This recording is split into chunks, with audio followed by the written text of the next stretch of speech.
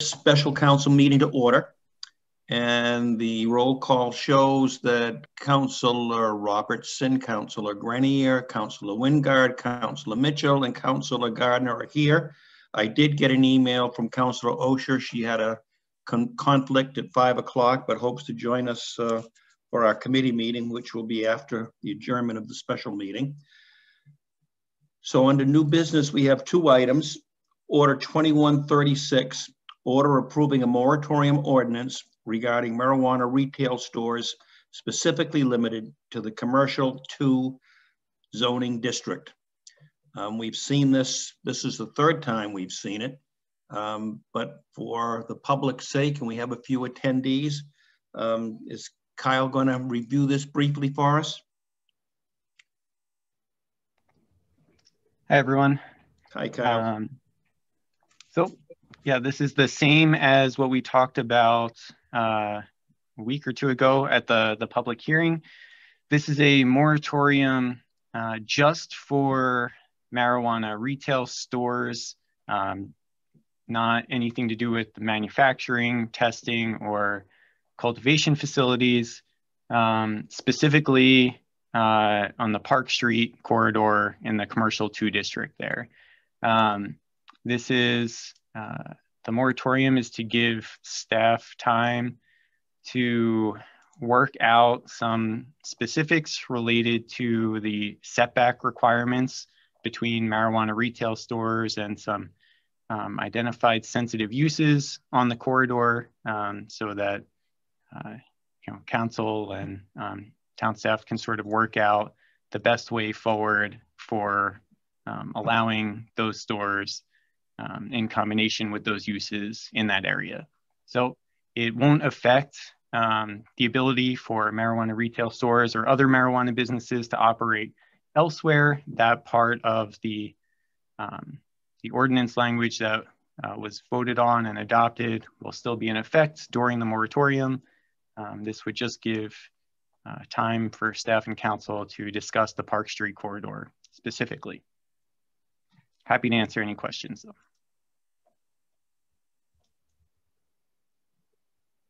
Kyle, just to emphasize this, you're going to come back to us with some options, as I understand it. And although the moratorium is for 6 months, our hope is that we will be able to resolve this in less than 6 months. Yes, I think that would be the hope. And it's an ordinance revision, so just the process alone will take a few months of having to go back to the planning board and through the council again for public hearing once the revisions to the ordinance language are agreed upon. But yeah, I think it's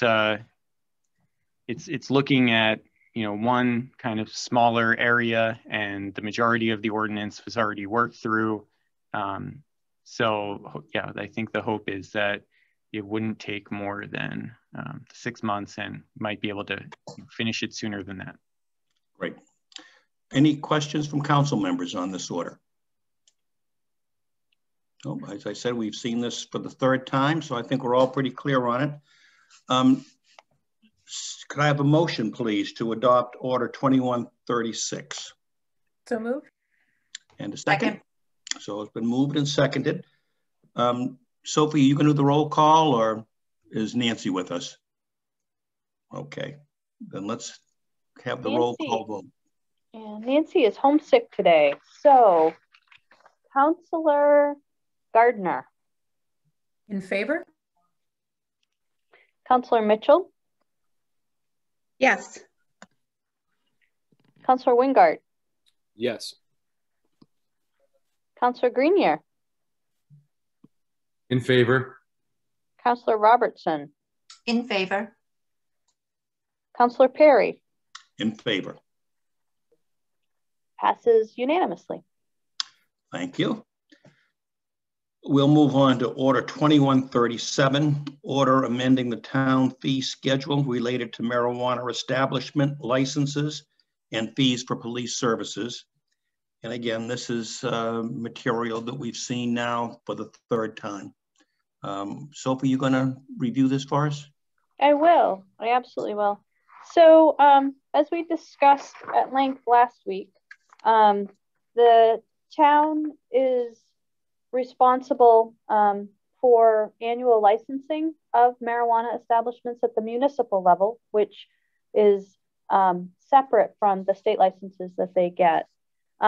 We've talked about what that annual license fee should be, and for the first year, council recommended at this point retail marijuana businesses at $2,000 per year, manufacturing at $600 per year, testing requiring a license but charging $0 per year, cultivation tier 1, $600 a year, cultivation year 2, $700 a year, cultivation year 3, $800 a year. And then separately in the fee schedule, we also looked at the fee for police response for large gatherings. Currently, there is no fee schedule there, but the ordinance requires it. So we are asking council to consider $500 per event and actual cost incurred. The ordinance requires a public hearing on revisions to the fee schedule. You held that public hearing last Monday. There were no comments related to the charges. And it is before you tonight to consider adopting or revising. So if Nancy were with us, she would remind me that I should have taken a motion earlier. So could I have a motion to approve, and then we can have some discussion if we'd like to. So moved. And a second? Second. Okay, so we've got a motion and a second. Now, questions from councilors on the fee schedule? I see shaking heads. And again, we've seen this for the third time, so I think we discussed it quite thoroughly the last time we saw it. I think we're ready for a roll call vote. Sophie? Councillor Perry. In favor. Councillor Robertson. In favor. Councillor Grenier. In favor. Councillor Wingard. In favor. Councillor Mitchell. Yes. Councillor Gardner. In favor? If I've done my work correctly, that would be unanimous. Thank you. That concludes our special council meeting. I would take a motion to adjourn, and then we can move into the comp plan implementation committee meeting. So moved. And second? Thank you. We have a wave of hands for adjournment of the special meeting. There we go, all in favor. I'll turn the virtual gavel over to our chair for the comp plan implementation committee. All right. Hello.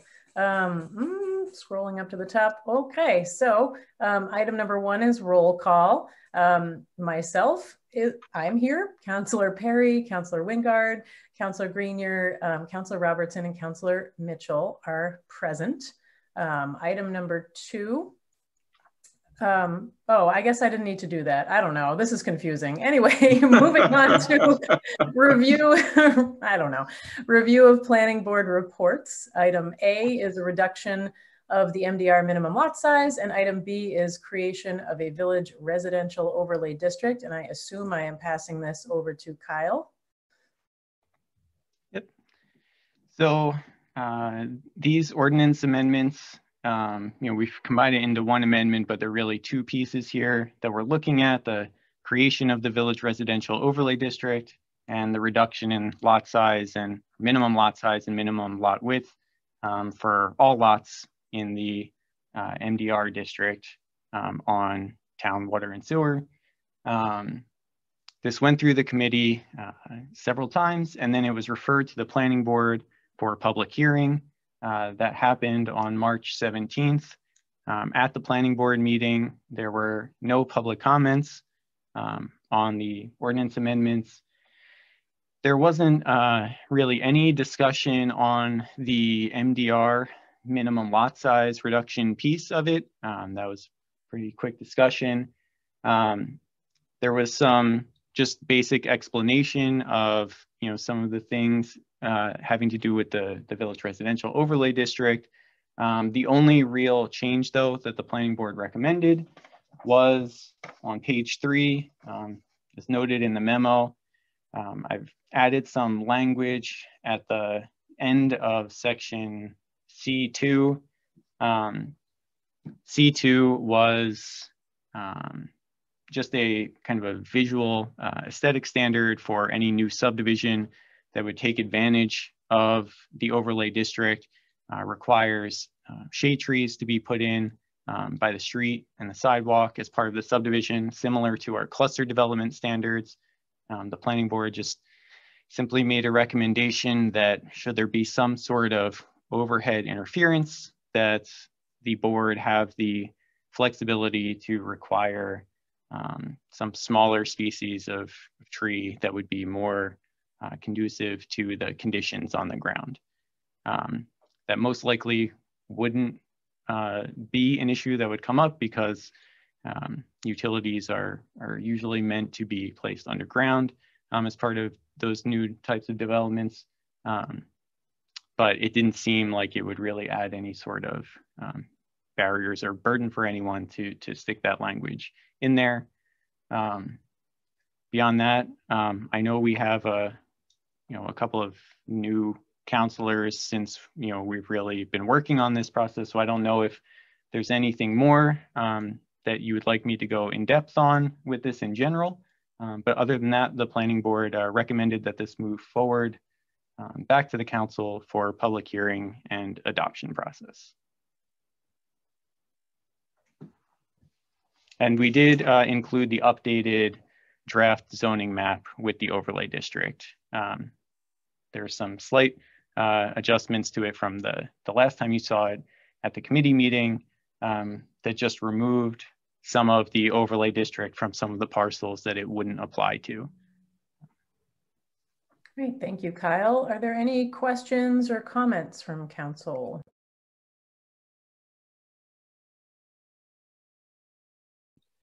I have a quick question. We had a discussion a couple months ago about providing potential buyers some form of notification in the process if they were purchasing a home that was in a lot that had been previously subdivided, or they were considering subdividing. And I just want to make sure that that was still part of, that notification process was still part of the proposal. Right, so it would be built into the deed because it would be a restriction on the deed. So, I mean, that would be one way that any home buyer would be aware of this. Mm-hmm. Other than that, as far as sort of reaching out to local real estate agents, or providing some notification on our website, for things to consider when buying property in Orono or something like that, I think those would all be done outside of the ordinance amendment. So I do think we can work on starting to implement some of that and developing some of it as a practice to coincide with this. But I don't know that any of that would actually be built into the ordinance itself. Okay, thank you. Sophie, I don't know if you want to add to that. I was just, I'm thinking that it's really hard to do a direct contact proactively around that. So what I think we're going to have to do is teach people where they can find information on the website. And I'm thinking, even if we had a place to list places that have deed restrictions for a variety of things like accessory dwellings, and if we just had a place on the website where we listed those parcels and tried to begin to get people to look there, I think it would make a difference. If that is something that we can find a field for in Trio, that's also something we can put on the parcel viewer. So that information would pop up if anybody was looking at it on the parcel viewer. Yeah, I think that's a great idea. So the answer, the long-winded answer to your question, Councilor Wingart, is yeah, I think we can. It's just, it's not going to be a simple, but I think it ultimately will get us where we need to go. Good. And quick question, just adding on to that. Is that something that typically a real estate agent would do? Would they go on a website to look at deed restrictions and things like that?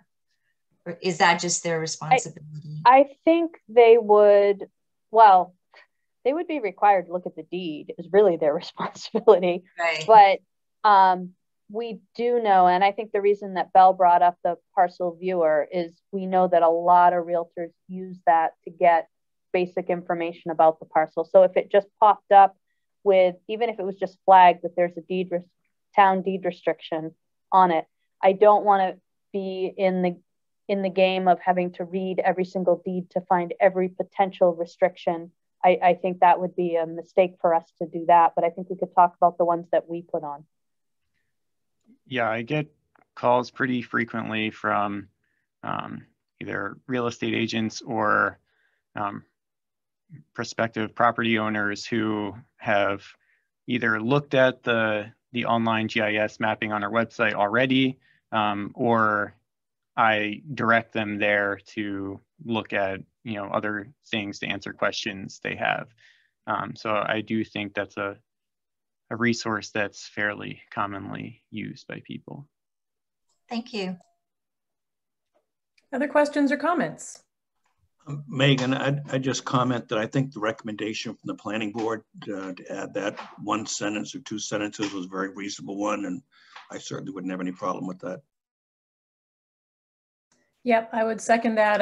It seems maybe it won't even be necessary, but it's not a bad idea to have it in there. And in general, I'm ready to hear what the public has to say about this. We've been working on it for a long time. I think that it's a pretty smart approach to gaining some density in some areas that have the services and the infrastructure to support that. And I'd just like to hear what folks in town think at this point. So if there's, oh, yep, go ahead. Oh, could we just talk for a minute about how we want to let people know? Let's talk about it. So the village residential overlay district is easy. That's a very small defined area. And we normally would send out notice, just individual notice for that size of a change. The MDR, minimum lot size reduction, that becomes a question because that is a large group of lots. We can do an individual notice, probably a postcard to their address, or we can advertise in a newspaper and on our boards and on the website. So I would really want to kind of get some feedback as to how much advertising for the public hearing you would want. Off the top of your head, either Kyle or Sophie, do you know approximately how many people that might apply to, or how many lots that might apply to? I think it's over 1,000. I think it's like 1,100 or 1,200 MDR lots. Okay. Thank you. My feeling would be that's a lot of lots, and it's almost at this point, because of the way that our districts are kind of zoned and the density distribution, it's almost like a town-wide affair. It's a pretty sizable piece of the populated area of town. So while sending postcards to the village commercial district to that area seems reasonable to me, I would think that it's maybe financially more responsible for us to do public notice for that. I mean, Facebook and newspapers to reach the MDR population, because that is a lot of people. I'd be fine with that.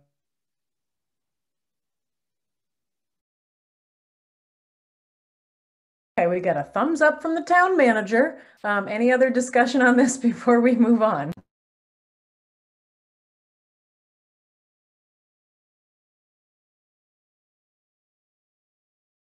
Megan, you're muted.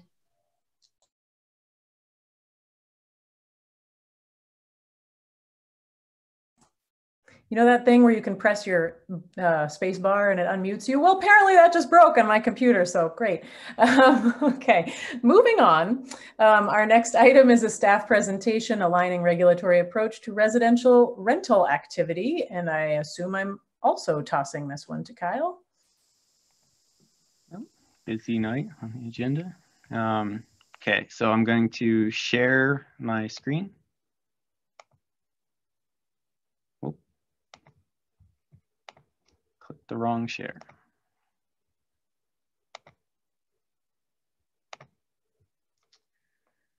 Okay, can everyone see my screen okay? Yes. Okay, so we've talked before at committee about rentals, both long and short term, and sort of some of the reasons why we've been looking to make some changes. So this presentation is sort of meant as a catch up for those people that might be new to the conversations, and just to kind of summarize for, you know, even those who were around for those conversations, but it's been a little while since we've had them.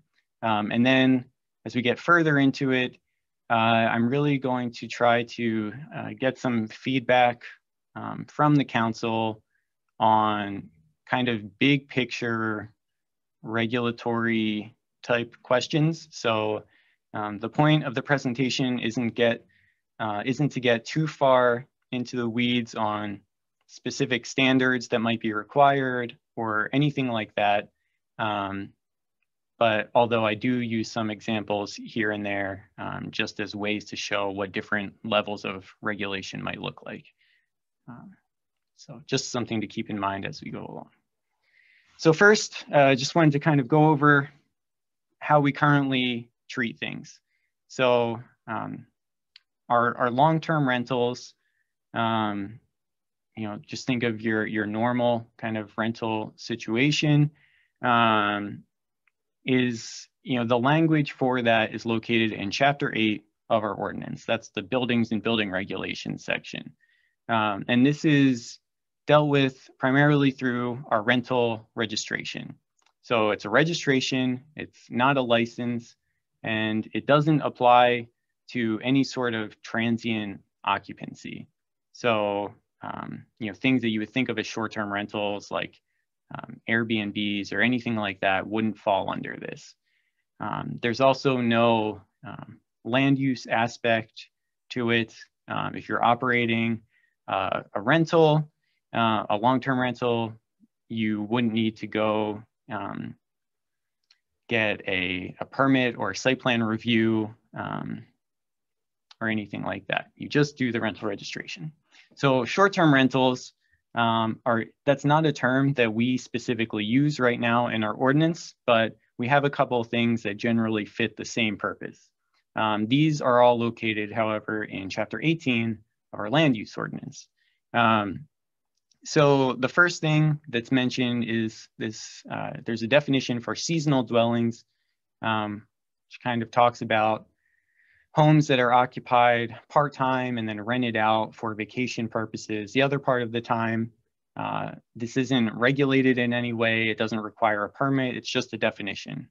Then we have this thing called homestays, which are a type of travelers accommodations and also a type of home occupation. Those don't have a registration or a license, but they do require a land use permit or site plan review if they're new construction. And they have, you know, various performance standards like having a maximum of 2 bedrooms and 4 guests in them at any one time. They need to take place in single family owner occupied homes, no access to kitchen facilities, and they follow all of the other standards that home businesses and home offices follow. So that's currently where we are as far as rentals Kyle, go. Yes. Can you pause for just a moment? Because Sure. It appears as though we've lost all of council. Oh. I see Jeff is a panelist, is an attendee, so we could make him a panelist. I think Bell is still working. Let's just... So, no, I lost my internet. Did everybody lose their internet? So Or Cheryl, was it me? Cheryl and Megan have contacted me that they've lost their internet. Jeff is an attendee, so could we pull him up to the panel for now? Yeah. I saw I everyone's suspect picture that disappearing. went down. So